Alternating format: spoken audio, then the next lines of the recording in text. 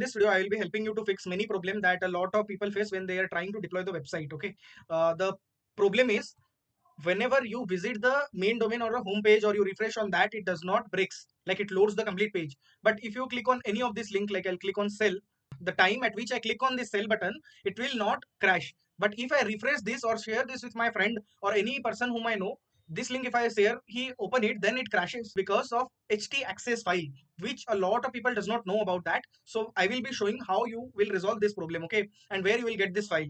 But before that, I just need to remind you, if you have not subscribed my channel, then please subscribe for this kind of interesting coding related videos. So let's start the video. First of all, what you need to do is to open your cPanel. Wherever you have hosted your website, you have to open the cPanel. Right now in my screen, you can see I have opened my cPanel, and inside that I have gone to this file manager.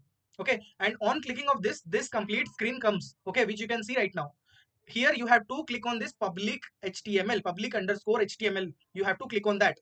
Once that you clicked, what you need to do is to create a htaccess file. If that file is not present, you have to create a htaccess file, and there you have to write this whatever things is written in the screen, you can see. And the format of that htaccess is like this.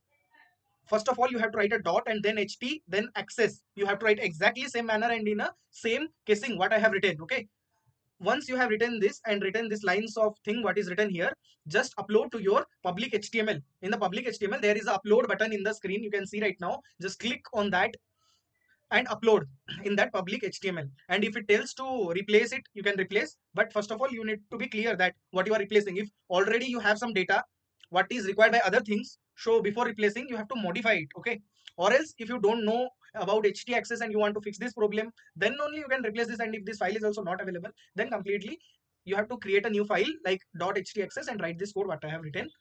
So if this video is helpful to you, please subscribe the channel, like this video, and if any errors come, please comment down in the comment section. I will be surely resolving that. That's all for today, guys. Thank you for watching.